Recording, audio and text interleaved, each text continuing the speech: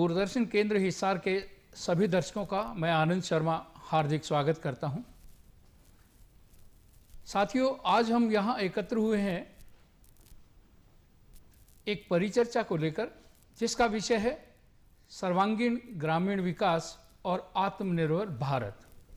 हमारे साथ 3 युवा साथी हैं जो ग्रामीण अंचल से जुड़े हुए हैं और उन्हीं से हम ये जानेंगे कि भारत सरकार की जो योजनाएं हैं वो किस तरह से ग्रामीण विकास को ऊपर लाने में अपना योगदान दे सकती हैं। मैं आपसे निवेदन करूंगा अपना परिचय दें। नमस्कार, मेरा नाम सुरेश कुमार सिसोदिया है और पेशे से पत्रकार हूं और ग्रामीण अंचल से जुड़ा हुआ हूं। नमस्कार, मेरा नाम कुलदीप सिंह है, युवा पत्रकार हूं और ग्रामीण क्षेत्र से पिछले लंबे समय से जुड़ा हुआ हूं। मैं खुद खेती भी करता हूं। नमस्कार, मेरा नाम विपुल कुमार है। पत्रकारिता क्षेत्र में मैं लिखता हूं और ख़ासकर ग्रामीण क्षेत्र की समस्याओं को लेकर, उनके विकास को लेकर मैं बार बार लिखता रहता हूं। जी, भारत देश गांव का देश है। भारत देश की आत्मा गांव में बसती है और भारत देश की तरक्की की हर संभावना गांव से ही निकलकर बाहर आती है। तो आवश्यक हो जाता है कि जब तक हम अपने गांव को समृद्ध नहीं करेंगे, जब तक हम अपने गांव को आत्मनिर्भर नहीं बनाएंगे, जब तक हम अपने गांव में कौशल योजनाओं का विकास नहीं करेंगे, तो निश्चित तौर पर देश की तरक्की में बहुत बड़ी बाधा हो सकती है। देश तभी तरक्की कर सकता है जब उसके गांव विकसित होंगे। देश तभी तरक्की कर सकता है जब ग्रामीण अंचल में खुशहाली का दौर आएगा। और खुशहाली का दौर किस तरह से आएगा? खुशहाली का दौर आएगा, ग्रामीण आत्मनिर्भर होंगे। ग्रामीणों के पास वो सब सुख सुविधाएं होंगी जो उनके जीवन को ऊपर उठाने के लिए आवश्यक हैं, और वही सुख सुविधाएं भारत देश को भी ऊपर लेके जाने में सक्षम होंगे। सबसे पहले मैं सुरेश जी आपसे जानना चाहूँगा कि ये जो प्रधानमंत्री जी ने योजना बनाई है ग्रामीण उत्थान के लिए, उसमें बैंकों की बहुत बड़ी भूमिका है जी। तो बैंक किस तरह से हमारी उन योजनाओं में सहायक सिद्ध हो सकते हैं? देखिए आनंद जी, मैं आपको बताना चाहूँगा कि जैसा कि आपकी जानकारी में भी होगा कि पहले कुछ लोगों को लोन की सुविधा से वंचित रहना पड़ता था, क्योंकि लोगों को लोन मिलने के लिए कठिनाइयाँ आती थी। बैंक उनमें कठिनाइयाँ अड़चन पैदा कर देते थे कि उन्हें गारंटी चाहिए या कुछ और चाहिए। आज ग्रामीण अंचल के बढ़ाने के लिए प्रधानमंत्री जी ने खुद ये कहा है कि सरकार उनकी गारंटी लेगी। और रही दूसरी बात कि गारंटी ही नहीं लेगी, सरकार उनको सर्वांगीण विकास के लिए कार्य करने के लिए उनको जानकारी भी उपलब्ध कराएगी। जानकारी उपलब्ध करवाने के साथ साथ उन्हें रोजगार देगी। रोजगार देने में वो अपने आप लोगों को प्रशिक्षण देकर उनके साथ सहयोग कर रही है। इसके साथ रही बात कि प्रशिक्षण में उन्हें पौधारोपण के बारे में जानकारी देनी है, सिलाई कढ़ाई के बारे में जानकारी देनी है। और रही सिलाई कढ़ाई के साथ साथ अगर कंप्यूटर प्रशिक्षण की बात भी की जाए तो कोई मेरे ख्याल से तर्क नहीं उसमें होगा, क्योंकि आजकल भारत को डिजिटल भारत के रूप में विकसित किया जा रहा है। उसके बारे में भी लोगों को जानकारी दी जा रही है, उनके बारे में प्रशिक्षण दिया जाए, खासकर ग्रामीण अंचल को। तो उसके बारे में ग्रामीणों को बताया जाता है कि लोन की सुविधा किस तरीके से उनको मुहैया है और किस तरीके से उनको लोन प्राप्त हो सकता है। जी कुलदीप, हमारे देश में खासकर गांव के इलाकों में बहुत सारे ऐसे स्किल्स परंपरागत तरीके से मौजूद हैं। पारंपरिक जो हमारे रंग ढंग हैं जीने के, उसमें बहुत सारे कौशल हमें हमारे बड़े बूढ़ों से मिले हैं और हम उनका विकास करते भी आए हैं और उसके आधार पर हम अपना जीवन यापन भी करते आए हैं। तो उस बारे में आपका क्या कहना है? जी बिल्कुल आनंद जी, बहुत सारे ऐसे हमारे परंपरागत उद्योग हैं, परंपरागत जो है प्रोडक्शन सिस्टम है जो ग्रामीण में एक तरह से रोजगार के तरीके से उभर कर सामने आ सकते हैं। ऐसी ही कई प्रधानमंत्री की योजनाएं हैं जिनके जरिए जो है ऐसा जो स्किल है वो उभर कर सामने आ रही है। एक बात करें तो ग्रामीण भारत महिला आजीविका मिशन एक योजना है जिसके जरिए महिलाओं का एक ग्रुप बनाया जाता है, उसके ऊपर बाकायदा क्लस्टर अधिकारी नियुक्त किए गए हैं और उन अधिकारियों के दिशा निर्देश के साथ साथ एक महिलाओं का एक ग्राम स्तर पर, एक ब्लॉक स्तर पर ग्रुप बनाए जाते हैं। उन ग्रुप को जो है उन अधिकारियों की मार्गदर्शन की सहायता से बैंक से लोन उपलब्ध करवाया जाता है। करीब 3 लाख तक का वो लोन उनकी संख्या को देखते हुए दिया जाता है, जिसकी गारंटी भी बाकायदा उन अधिकारियों के द्वारा होती है। और उस लोन के जरिए जो है वो महिला ग्रुप हैं वो रोजगार शुरू करती हैं, ग्रामीण क्षेत्र में प्रोडक्शन शुरू करती हैं। एक तरह से जो है पीछे कई सामने भी आए थे, जैसे थैले बनाने का काम है, कहीं जो है कपड़े बनाने का काम है, खादी का कपड़ा बनाने का काम है, जिस तरह से चद्दर बनाने का काम है। और अभी जो फिलहाल वक्त चल रहा है कोरोना का, क्योंकि एक संकट की घड़ी है, और उस क्षेत्र में भी काफी ऐसे मामले सामने आए हैं जहां ग्रामीण क्षेत्र में महिलाओं ने बढ़ चढ़कर काम लिया है, एक साथ ही साथ अपना रोजगार भी तैयार किया है, वहीं देश की कहीं ना कहीं बड़ी मदद की है। ऐसा ही कुछ वाकया जींद जिले के अंदर, हरियाणा के जींद जिले के अंदर भी था। एक महिलाओं के ग्रुप ने ग्रामीण आजीविका मिशन के तहत, करीब 60 महिलाओं का वो ग्रुप है, और उस महिलाओं के ग्रुप ने लॉकडाउन पीरियड के दौरान करीब 28 लाख रुपए का बिजनेस किया है। उन्होंने मास्क खुद घर पर तैयार किए हैं, सैनिटाइजर जो है उन्होंने तैयार करके, एक सरकार का जिसके साथ टाई अप हुआ था उस कंपनी से सैनिटाइजर तैयार लेकर जो है पैकिंग करके उन्हें सड़कों पर स्टॉल के माध्यम से उन्हें बेचा है। जहां भी जो है मुख्य स्थान होते थे जिले में, बात की जाए जो है सचिवालय की, बस स्टैंड के आसपास, कोर्ट के आसपास, जहां भी मुख्य स्थान होते थे वहां जाकर उन्होंने स्टॉल के माध्यम से बेचा है। तो करीब करीब 28 लाख का उन्होंने बिजनेस किया है। और ऐसा ही नहीं, उस लोन के अंदर भी रियायतें सरकार ने दी है, प्रधानमंत्री की तरफ से जो रियायतें दी गई हैं उस लोन में ऐसा है 3 लाख रुपए तक का वो लोन मिलता है उनकी संख्या को देखते हुए। अगर संख्या ग्रुप की ज्यादा है तो लोन की अमाउंट भी बढ़ाई जा सकती है। वहीं उस पर जो है उस लोन को अगर एक तय पीरियड उसका रखा गया है 1 साल, अगर उस 1 साल के अंदर उस लोन को वो चुकाते हैं तो उस पर जो 7% ब्याज की दर से जो लोन दिया गया है उस पर जो है 4% सब्सिडी दी जाती है। वो ब्याज उन्हें नहीं देना पड़ता, बकायदा उन्हें वो 3% ब्याज के साथ ही लोन मिलता है। बहुत बढ़िया जी हाँ विपुल, बहुत सारी ग्रामीण योजनाएं इस सरकार ने विशेष तौर पर चलाई हैं। माननीय प्रधानमंत्री जी ने, जैसे मनरेगा है, ये बहुत पुरानी योजना है लेकिन इसको नए रूप में एक बार फिर से इंट्रोड्यूस किया है और बहुत कारगर भी सिद्ध हो रही है ग्रामीण अंचल में। उन ग्रामीण योजनाओं के बारे में आप थोड़ा सा विस्तार से हमारे दर्शकों को बताएं। जगमेंद्र आनंद जी, मैं बताना चाहूँगा, आदरणीय प्रधानमंत्री जी द्वारा बहुत सी योजनाएं ग्रामीण अंचल को विकास के लिए चलाई जा रही हैं। उनकी नई योजना है ग्राम उदय भारत उदय। उनका एक मिशन है, एक सपना है कि गांव का जैसे विकास होगा वैसे ही देश का विकास होगा।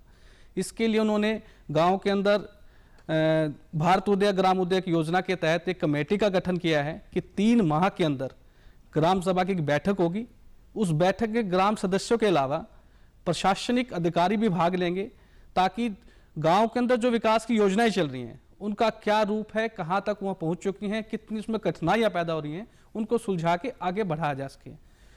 गांव के लोगों को रोजगार के लिए मनरेगा स्कीम चलाई गई है जिसमें 100 दिन के रोजगार की गारंटी दी गई है। गांव के लोगों को गांव के अंदर ही रोजगार दिया जाएगा ताकि वे रोजगार के लिए बाहर दूर दराज ना जा सके।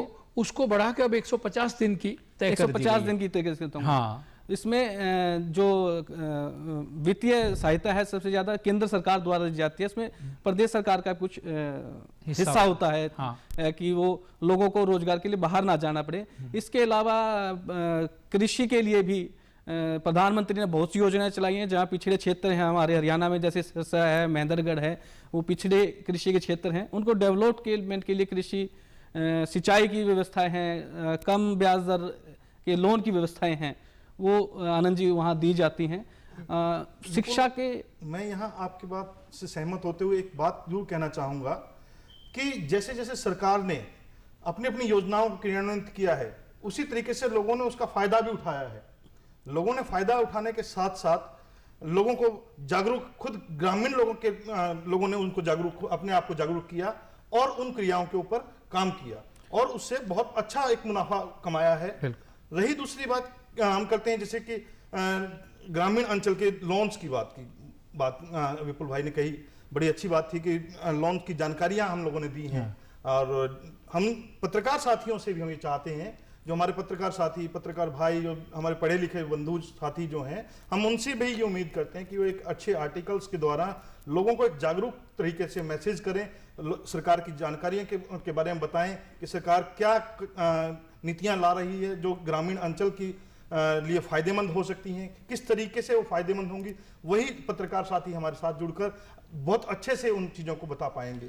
जी देखो सुरेश, केवल पत्रकारों की ये जिम्मेदारी नहीं है, ये ज़्यादा जिम्मेदारी हमारे उन अधिकारियों की भी है जो इन क्षेत्रों से जुड़े हुए हैं, जैसे बैंक से हैं या दूसरी जो हमारी योजनाएं जो प्रधानमंत्री जी ने दी हैं देश को, उन योजनाओं से जुड़े हुए जो अधिकारी हैं, एक बात। उसके बाद जो हमारे जिला स्तर के अधिकारी हैं, दूसरी बात। और तीसरी बात, हमारे ग्रामीण अंचल के जो ग्राम पंचायत से जुड़े हुए लोग हैं, सरपंच हैं, पंच हैं और जो दूसरे मुखिया हैं, उनकी भी उतनी ही जिम्मेदारी है। इसके अतिरिक्त युवा पीढ़ी की बहुत बड़ी जिम्मेदारी है, क्योंकि आज भी गांव में बहुत ऐसे लोग मिल जाएंगे जो काम करना चाहते हैं लेकिन उन्हें समझ नहीं है, उन्हें रास्ता नहीं सूझता। तो उन्हें कौन रास्ता सुझाएगा? हमारे युवा साथी। वो उन योजनाओं के बारे में ग्रामीणों को ज्ञान दें, ग्रामीणों को बताएं। ग्रामीण की जो समस्याएं हैं वो मानसिक समस्या ज़्यादा है, तो वो उन्हें मानसिक समस्याओं से दूर करें और उन्हें वो सारे रास्ते दिखाएं, तो मेरे ख्याल इन योजनाओं का जब लाभ ज़्यादा हो जाएगा। मैं आनंद जी आपकी बात से सहमत हूं यहाँ पर, और मैं यही चीज़ कहना चाह रहा हूं कि जो हमारे अधिकारीगण हैं वो भी घर घर जाकर लोगों को जागरूक करें और लोगों को सहयोग करें। सबसे बड़ी बात, लोगों को, ग्रामीण के लोगों को दिक्कत आती थी कि किसी सरकारी ऑफिस में जाते हैं तो वहां उनको परेशानियों का सामना करना पड़ता है कि हमारा ग्रामीण अंचल अभी बहुत ज्यादा पढ़ा लिखा तबका नहीं है। और रही दूसरी बात, जब पढ़ा लिखा तबका नहीं है तो उनके पास जानकारियां भी का भी अभाव रहता है। तो इसलिए सरकारी कर्मचारी जो हैं, जो इन नीतियों से जुड़े हुए हैं, तो उनसे भी एक हमारी गुजारिश, सीधा संबंध जिनका है, जी सीधा संबंध जिनका है, उनसे भी हमारी गुजारिश यही है कि वो लोगों को आमतौर पर जागरूक करें और उनका सहयोग करें। बिल्कुल महेंद्र जी, जिस तरह से रोजगार की बात हो रही थी, रोजगार के जरिए जैसा कि है ग्रामीण क्षेत्र से बहुत से जो हैं लोग शहरों की तरफ मूव कर देते हैं, और अभी लॉकडाउन जो हुआ था, कोरोना काल था, उसकी वजह से बहुत सी फैक्ट्रियां जो बंद थी, कहीं ना कहीं एक बजट की उनके अंदर बड़ी समस्या आई। सरकार ने एक बहुत बड़ा 20 लाख करोड़ रुपए का जो आर्थिक पैकेज दिया है, उसमें कहीं ना कहीं जो उद्योग हैं, जो फैक्ट्रियां हैं, जो कंपनियां हैं, उनके लिए एक बड़ा हिस्सा उसके लिए लोन के तरीके से उनको देने का प्रावधान किया है। उस लोन के जरिए वो फैक्ट्रियां दोबारा से शुरू की जा रही हैं, उन लोगों को फिर से रोजगार उपलब्ध कराया जा रहा है, क्योंकि जिस तरह से माहौल है, क्योंकि प्रोडक्शन की खपत बहुत कम है, जो है कंपनी के मालिक हैं उनके पास तनख्वाह देने के लिए नहीं है, तो ऐसे में उनको लोन के जरिए एक सहायता दी जा रही है। जैसे एक उदाहरण के तौर पर एक 100 करोड़ रुपए का टर्नओवर जो है जिस कंपनी का है, जिस फैक्ट्री का है, उस फैक्ट्री को लगभग 25 करोड़ रुपए का लोन दिया जा रहा है, ताकि वो अपने जो वर्कर हैं उनको तनख्वाह दे सके, उनको सैलरी दे सके और अपना काम फिर से शुरू कर सके। ऐसे ही रोजगार के लिए सरकार काफी चिंतित है, क्योंकि आत्मनिर्भर भारत का जो सपना प्रधानमंत्री जी ने देखा है, उसको कहीं ना कहीं साकार करने के लिए पहली बात इंडस्ट्री के लिए एक बड़ा कदम सरकार की तरफ से उठाया गया है। दूसरा, ग्रामीण लोगों को आत्मनिर्भर बनाने के लिए बड़ी मात्रा में जो है लोन उनको भी दिया जा रहा है, बिना किसी जो है उसकी लंबे जो कागजी कार्रवाई होती थी उसको कम करके सरकार अपनी गारंटी पे उनको लोन दे रही है, ताकि वो अपना एक व्यवसाय शुरू कर सके, अपना एक छोटा रोजगार शुरू कर सके, ताकि वो लोगों को ग्रामीण क्षेत्र पे रोजगार दे सके और उनको रोजगार के लिए बाहर नहीं जाना पड़े। क्योंकि अगर बाहर जाते हैं तो उसी सिलसिले में इनकम वहां बहुत कम होती है, क्योंकि उसका जो संसाधन है, पैतृक संसाधन है, क्या जैसे छोटे किसान हैं वो छोटी खेती से वो काम नहीं कर पाते, इसलिए वो नौकरी करने के लिए बाहर चले जाते हैं। तो अब ऐसा होगा, अगर वो ग्रामीण क्षेत्र में अपना रोजगार शुरू करते हैं तो उनको किसान के साथ साथ खेती भी कर सकते हैं और अपना रोजगार भी चला सकते हैं। तो कहीं ना कहीं उनको जो है डबल मुनाफा मिलने की ये योजना जिस तरह से सरकार कदम बढ़ा रही है, बहुत सराहनीय ये कदम है। बिल्कुल बिल्कुल बिल्कुल ठीक कहा कुलदीप आपने। और विपुल, कुछ गांव के लिए विशेष तौर पर योजनाएं हैं, जैसे प्रधानमंत्री ग्रामीण सड़क योजना, प्रधानमंत्री की दूसरी कुछ योजनाएं हैं, उनके बारे में मैं आपसे जानना चाहूँगा। आनंद जी, प्रधानमंत्री का जो सपना है ग्राम उदय भारतोदय का है, हाँ, उसने बहुत परियोजनाएं चलाई हैं, जिसमें हरियाणा के प्रदेश के मुख्यमंत्री मनोहर लाल खट्टर जी भी लगे हुए हैं। पिछले दिनों करनाल में भी उन्होंने निर्मल गांव और आदर्श गांव जो विकसित हुए थे, उन्होंने लाखों रुपए के इनाम देकर उन गांव को आगे बढ़ाने का काम किया है, प्रोत्साहन दिया है। करीब 20 से ज्यादा कॉलेज, महिला कॉलेज प्रदेश के अंदर मुख्यमंत्री ने खोले, ग्रामीणांचल में खोले हैं, वो कस्बे स्तर और गांव स्तर के खोले हैं, ताकि जो बेटे बेटियां थी दूर दराज क्षेत्र में पढ़ाई से दूर रह जाते थे, वो अपने ग्राम क्षेत्र में जाके अपनी शिक्षा को ग्रहण करके देश के भविष्य को आगे बढ़ाने में काम करें। बिल्कुल। इसके अलावा बहुत से नेहरू युवा केंद्र है, खेल विभाग है, बहुत से ऐसे स्किल डेवलपमेंट के कार्यक्रम भी गाँव में चलाए जाते हैं, जैसे कुटीर उद्योग के प्रशिक्षण का है, बैंकों के प्रशिक्षण का है, ताकि लोगों को आत्मनिर्भर बनाया जा सके, वो अपने पैरों पर खड़े हो सके। स्वयं प्रधानमंत्री जी ने भी पिछले दिनों 20 लाख करोड़ का जो पैकेज के जिक्र किया है, उसके अंदर रेडी लगाने से लेके और पूंजीपति तक, उद्योग तक, हर आदमी के लिए अलग अलग कैटेगरी का पैकेज तैयार किया है। बिल्कुल बिल्कुल। स्वनिधि, प्रधानमंत्री स्वनिधि योजना जिसको नाम दिया गया है, उसके जरिए क्या है कि जो रेहड़ी लगाते हैं, जो पटड़ी पर सामान बेचते हैं, छोटे दुकानदार कह लीजिए, सब्जी बेचने वाले कह लीजिए, आमतौर पर ऐसा है कि जैसे बात की जाए किसी राज्य की, हरियाणा की बात की जाए, तो यहाँ लगभग 60 से 70% ऐसे लोग हैं जो यूपी से हैं, बिहार से हैं, यहाँ आकर वो अपना रोजगार करते हैं, सब्जी बेचते हैं। चाहे ऐसा ही दूसरे राज्यों में भी है, महाराष्ट्र की बात की जाए तो वहाँ भी ज्यादातर तबका जो इस तरह के काम करता है वो झारखंड से है, बिहार से है, उत्तर प्रदेश से है। तो उनको एक बड़ी समस्या होती है लोन लेने के लिए। लोन लेने के लिए उन्हें उनके जो कागज होते हैं, उनकी जो आइडेंटिटी प्रूफ होते हैं, जो उनका प्रॉपर्टी का जो भी तरीका होता है, वो अपने गृह राज्य में होता है, लेकिन वो काम यहाँ कर रहे हैं, तो उनको यहाँ जो है लोन चाहिए, यहाँ पैसा चाहिए।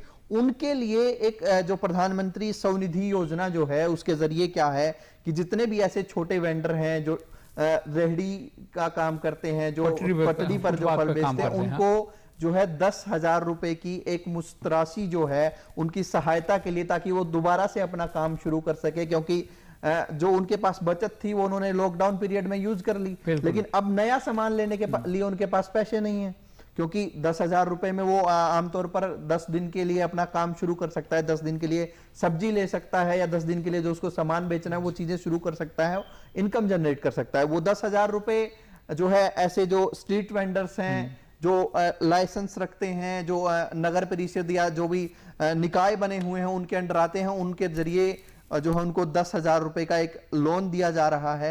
उस लोन में उनको 1 साल के अंदर 12 आसान किस्तें दी गई हैं, उन 12 आसान किस्तों में वो उनको जमा करवा सकते हैं, और उसके बाद भी एक रियायत दी गई है, अगर वो किस्तों को तय समय पर पूरा करवाते हैं तो कहीं ना कहीं उन्हें ब्याज में जो राहत दी जाती है वो केंद्र सरकार सीधे उनके खाते में सब्सिडी के जरिए देती है। बहुत अच्छी। जी आनंद जी। इसके साथ साथ कुलदीप भाई, मैं एक और चीज दर्शकों को अपने बताना चाहूंगा, जैसे कि अभी हेल्थ को लेकर भी हमारी सरकार बहुत चिंतित रहती है।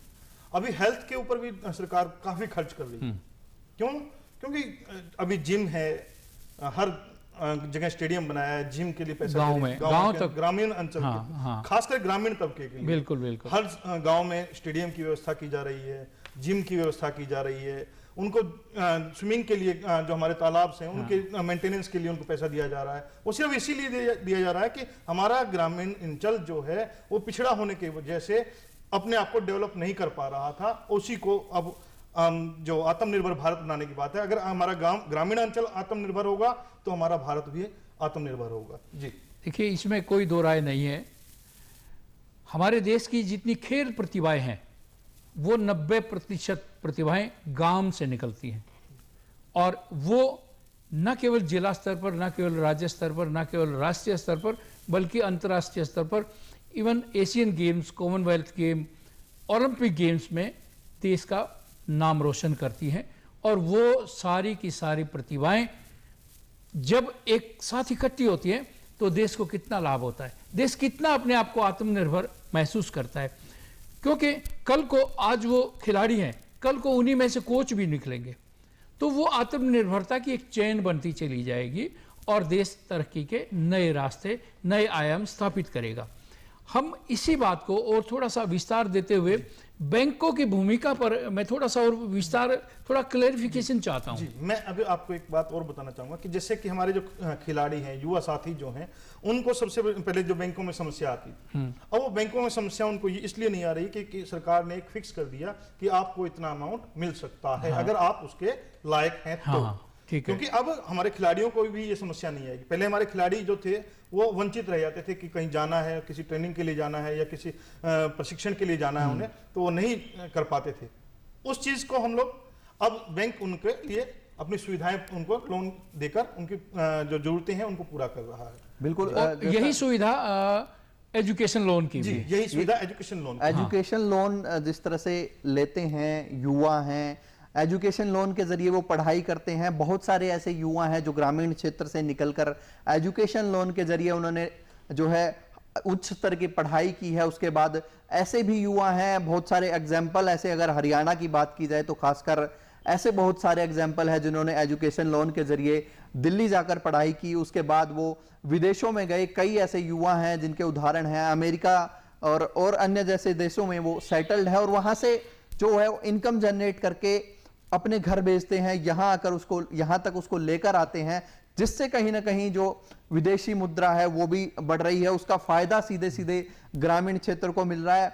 जहां तक की बात है, वो लोग अगर वहां जाते हैं तो अपने आस पड़ोस, अपने जो है उनकी जानकारी में जो लोग आते हैं उनको भी कहीं ना कहीं मोटिवेट करते हैं, उनको राय देते हैं, उनकी मदद भी करते हैं आगे पढ़ने में और उनको विदेश तक जाने में, या जो भी उनके लिए रोजगार तक का रास्ता है, रोजगार जाने तक का, वो चीजें बहुत हेल्प करती हैं एक लोन के पर्पज में। और कहीं ना कहीं जो आज के टाइम ऐसा नहीं है कि शहरों में सिर्फ पढ़ाई होती थी, ग्रामीण क्षेत्र में पढ़ाई की बहुत अच्छी योजनाएं हैं। सर्व शिक्षा अभियान की बात की जाए तो बिल्कुल उसके जरिए गारंटी सरकार देती है कि आप पढ़िए, खर्चा हम देंगे, आप पढ़िए, आपके लिए संसाधन उपलब्ध हम करवाएंगे। बिल्कुल उसके जरिए कहीं ना कहीं ग्रामीण क्षेत्र से जो शिक्षा के जरिए जो युवा प्रतिभा निकल कर आ रही, खेलों के जरिए जो युवा प्रतिभा निकल कर आ रही है, वो कहीं ना कहीं देश में अपना नाम रोशन कर रही है। और बिल्कुल वो एक मोटिवेशन के जरिए और लोगों को भी आत्मनिर्भर बनने के लिए कहीं ना कहीं मजबूर करती है। बिल्कुल ठीक कहा कुलदीप आपने।